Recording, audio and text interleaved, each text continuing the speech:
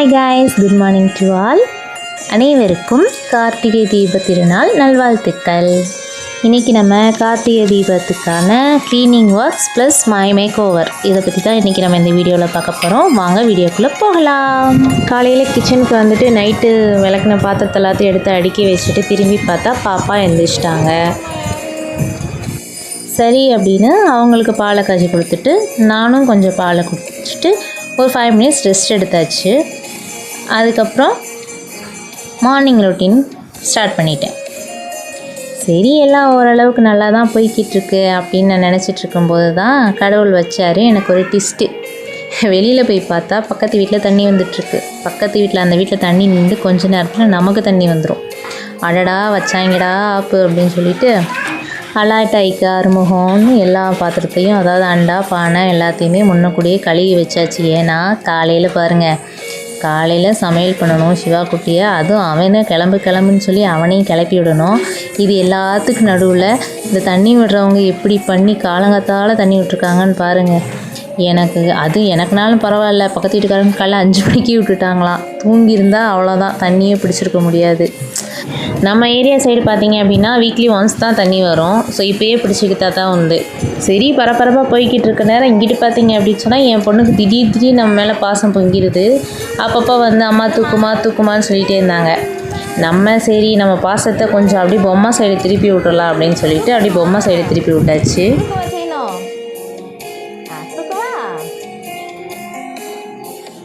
பாப்பாவும் அவங்க கொஞ்சம் பொம்மையை பார்த்தோன்னே நம்மளை மறந்துட்டாங்க.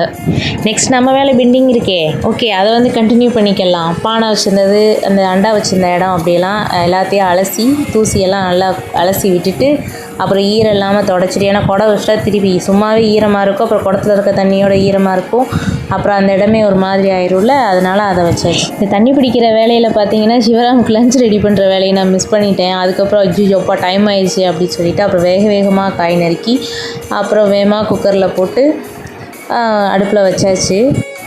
கிட்டத்தட்ட அவ்வை சண்முகி படம் மாதிரி ஓடிடுச்சுங்க. காலையில் ஜஸ்ட்டு ஒரு 2 ஹவர்ஸ் அப்படியே பர டிக்கிட்டோட அங்கிட்டோட தண்ணி முக்கியமாக சிவாவுக்கு லஞ்ச் முக்கியமான்ற மாதிரி ஓடிட்டு இருந்துச்சு.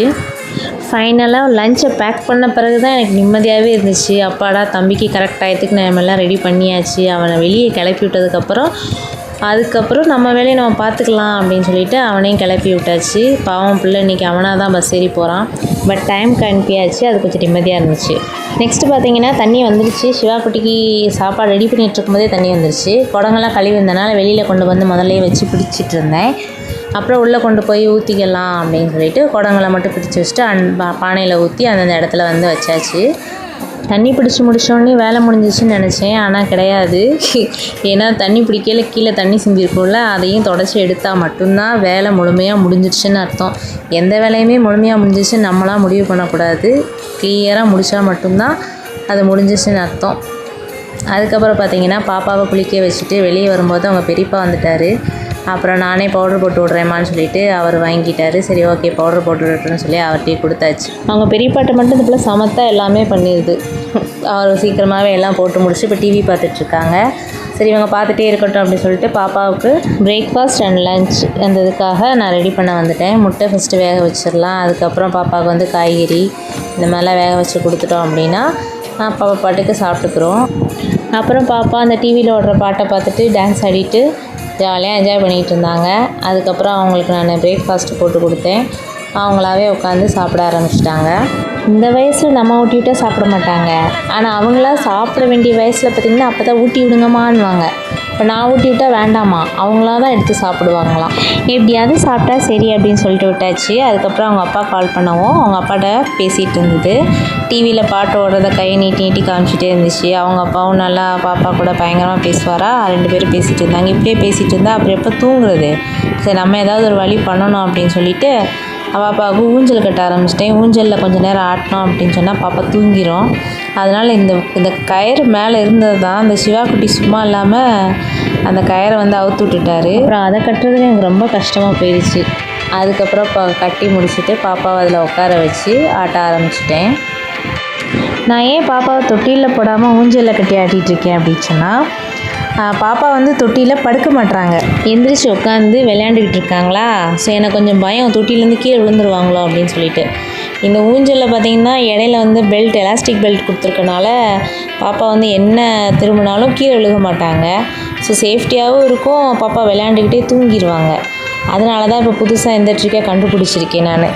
பாப்பா தூங்கிட்டாங்க, தொட்டிலையும் போட்டாச்சு. நம்ம வேலையை பார்க்கலாம். ஃபஸ்ட்டு கீழே கிடக்கிற எல்லா பொருளும், அதாவது இந்த பெட்டில் இருக்கிற எல்லா திங்ஸையும் தேவையில்லாது இந்த பாப்பா அவங்க பொம்மை இது எல்லாத்தையும் எடுத்து ஃபஸ்ட்டு ஒரு இடத்துல ஒதுங்க வைக்கணும். அதுங்க ஒதுங்க வச்சா தான் நம்ம மண்டையே வேலை பார்க்கும். ஏன்னா கசன்னு கிடக்கும். பாப்பா அங்கிட்ட ஒன்று தூக்கி போட்டிருப்போம், சிவராம் எங்கிட்ட ஒன்று தூக்கி போட்டிருப்பான், பெட்ஷீட் மடிக்காமல் கிடக்கும். என்ன செய்யுது, எதை எடுக்கிறதுனே தெரியாது, அந்த மாதிரி இருக்கும்.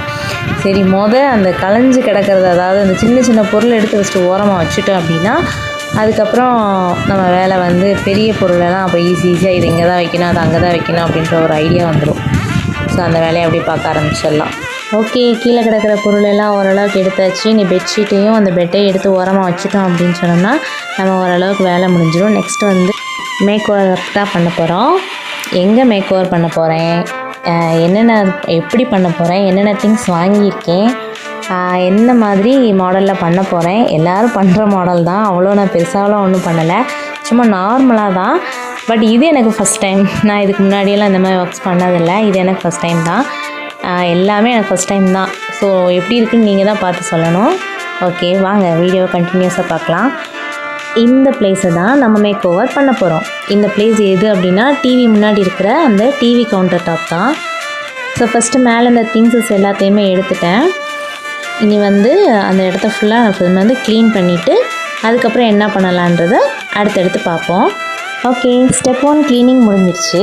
இப்போ நம்ம ஸ்டெப் 2 மெஷர்மெண்ட் பண்ண போகிறோம். அந்த பிளேஸை நம்ம ஃபுல்லாகவே மெஷர்மெண்ட் பண்ண போகிறோம்.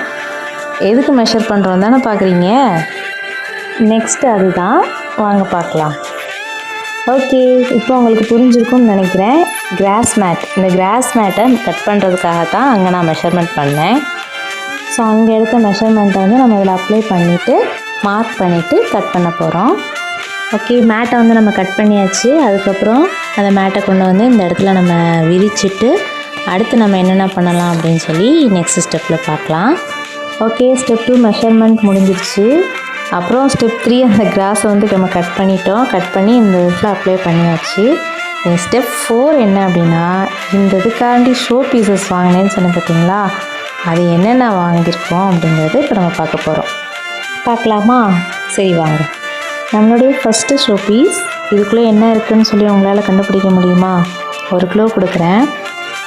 வந்து உள்ளே இருக்கிறது ஒரு கடவுளோட சிலை. இதிலே நீங்கள் கண்டுபிடிச்சிருப்பீங்க. இவர் வந்து எல்லாருக்குமே பிடிக்கும். அப்புறம் என்னென்னா, இவருக்குன்னு தனியாக நம்ம ஒரு திருவிழாவே நடத்துவோம். அதுதான் நம்ம விநாயகர் தான். எப்படி நம்ம விநாயகர் சூப்பராக இருக்கார்ல. ஓகே, நெக்ஸ்ட்டு ஷோ பீஸ் பார்த்துடலாமா? நெக்ஸ்ட் ஸ்டாச்சு பார்த்திங்க அப்படின்னா, அவரும் ஒரு காடோன ஸ்டாச்சு தான். எல்லார் வீட்லேயுமே மேக்ஸிமம் இருப்பார் இவரும். இவர் இருக்க இடத்துல வந்து எப்பயுமே சந்தோஷமாக இருப்பாங்கன்னு சொல்லுவாங்க. ஏன்னா இவர் பேர்லேயே சிரிப்பு இருக்கும். கெஸ் பண்ணிட்டீங்களா? கெஸ் பண்ணியிருப்பீங்க. ஏன்னா நெக்ஸ்ட் நம்மளோட ஷோ பீஸ் யார் அப்படின்னா நம்ம லாஃபிங் குப்தா தான். ஓகே, சிறப்பாக இவங்க 2 பேர்த்தையும் வரவேற்கிற வகையாக ஒரு வெல்கம் டாக், அவரையும் இந்த இடத்துல நம்ம செட் பண்ணிடலாம். இதோட முடியல, இன்னும் கொஞ்சம் பேர்லாம் இருக்கிறாங்க. அவங்கள ஒன்று ஒன்றா இன்ட்ரடக்ஷன் இல்லாமலே கொண்டு வந்து வச்சிடுறேன். ஓகே, உருளி நம்ம வந்து பூ போட்டு வச்சோம் அப்படின்னோம்னா வீடு வந்து மங்களகரமாக தெரியும். எனக்கு இது ரொம்ப நாள் ஆசை, இந்த மாதிரி உருளி வச்சு அதில் வந்து பூ போட்டு வைக்கணும் அப்படின்னு சொல்லிட்டு. அதுக்கப்புறம் வந்து தீபம். ஆனால் தீபம் வந்து இந்த இடத்துல செட் ஆகலை, நான் சும்மா தான் வச்சேன்.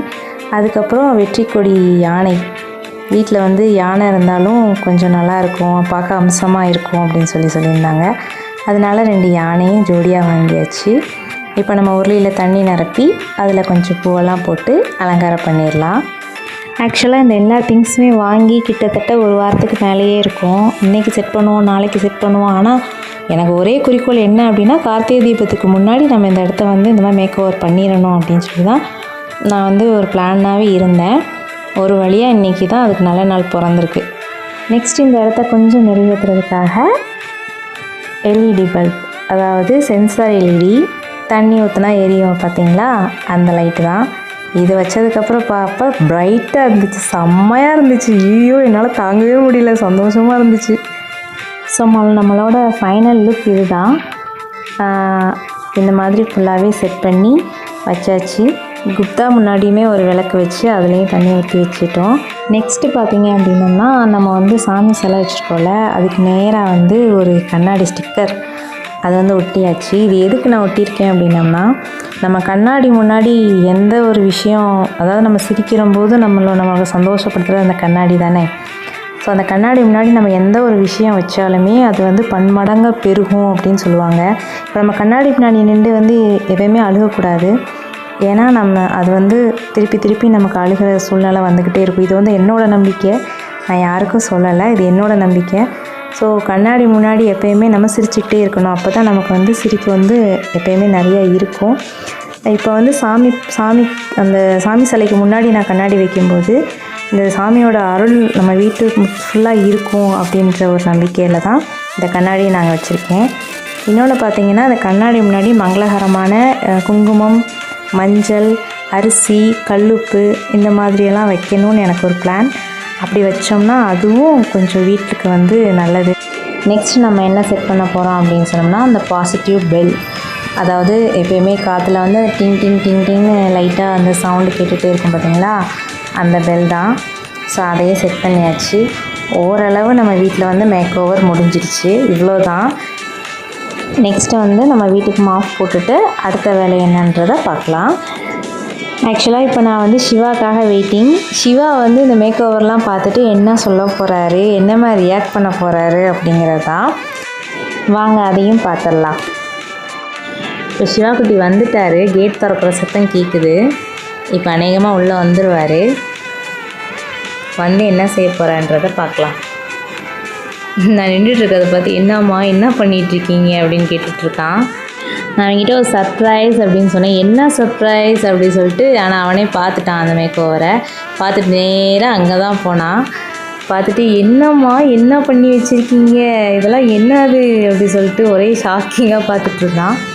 இது என்னம்மா லைட்டு, இது எப்படிம்மா எரியும் அப்படின்ட்டு அதுதான் அந்த லைட்டை தான் தொட்டு தொட்டு பார்த்துட்டு இருந்தான். பாப்பாவுக்குமே அந்த லைட்டு தான் பிடிச்சிருந்துச்சு, அவனுக்குமே அந்த லைட்டு தான். அந்த லைட்டை பார்த்துட்டுமா உண்மையிலே தீபம் எரியிற மாதிரி இருக்குதுமா, இந்த தீபம்லாம் என்னதுமா, இதெல்லாம் எரியாதாம்மா அப்படின்னு அவன் கொஷின் மேலே கொஷின் கேட்டுக்கிட்டே இருந்தான். ஏன் ஸோ ஃபைனலாக சிவா குட்டிக்கு இந்த இது ரொம்ப பிடிச்சிருந்துச்சு. அந்த புல் தரையெல்லாம் தட்டி தட்டி பார்த்து விளையாண்டுட்டு, சரி ஓகே அதுக்கப்புறம் நம்ம வேலையை பார்த்துடலாம், எல்லாமே முடிஞ்சு மாஃபிங்லாம் போட்டு முடிச்சதுக்கப்புறம் மறுபடியும் பெட்டெல்லாம் செட் பண்ணிடலாம் அப்படின்னு சொல்லிட்டு நான் அப்படியே செட் பண்ணிகிட்ருந்தேன். செட் பண்ணி முடிச்சதுக்கப்புறம் பார்த்திங்கன்னா சிவா குட்டி விளையாட ஆரம்பிச்சிட்டார் அந்த பெட்டில். அவருக்கு அப்படி தான் கொஞ்சம் பெட்டெல்லாம் நீட்டாக இருந்துச்சு அப்படின்னு சொல்லி ஜாலியாகிடுவார்.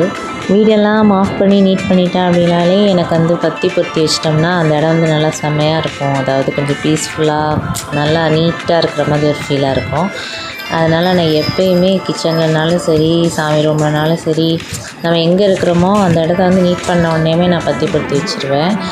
ஸோ அந்த பத்தியோட புகை அந்த கண்ணாடியில் தெரியல, ரொம்பவே அழகாக இருந்துச்சு.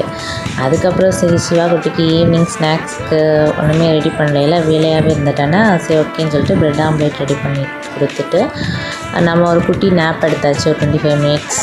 ஏன்னா அந்த நேப் இல்லை அப்படின்னு சொன்னால் இவ்வளோ நேரம் வேலை பார்த்ததுக்கு பாடி ரொம்ப டயர்டாயிரும். அதனால் அவங்களுக்கு ரெடி பண்ணி கொடுத்துட்டு நான் கொஞ்சமாக ஒரு நேப் எடுத்துக்கிட்டேன். அதுக்கப்புறம் தூங்கி எழுந்திரிச்சிட்டு நைட்டு டின்னருக்கு ரெடி பண்ண ஆரம்பிச்சிட்டேன். ஸோ இப்படி தான் போச்சு. டின்னர் ரெடி பண்ணி சாப்பிட்டு முடிச்சதுக்கப்புறம் கிச்சன்லாம் க்ளீன் பண்ணிவிட்டு, நாளைக்கு செவ்வாய்க்கிழமை ஸோ தீபம் போடணும் காலையில் எழுந்திரிச்சு. அதனால் சாமி ரூம் எல்லாமே க்ளீன் பண்ணி வச்சுட்டு தூங்க போயாச்சு. இப்படி தான் இன்றைக்கி அந்த டே எனக்கு போச்சு. ஓகே, இந்த வீடியோ உங்களுக்கு பிடிச்சிருந்துச்சு அப்படின்னு சொன்னால் கண்டிப்பாக லைக் பண்ணுங்கள், கமெண்ட் பண்ணுங்கள், உங்கள் ஃபேமிலி அண்ட் ஃப்ரெண்ட்ஸ்க்கு ஷேர் பண்ணுங்கள். வீடியோ ஃபஸ்ட் டைம் பார்க்குறீங்கன்னா சப்ஸ்கிரைப் பண்ணிவிட்டு பாருங்கள். Okay, bye, take care and thank you for வாட்சிங். Thank you for support also. Bye.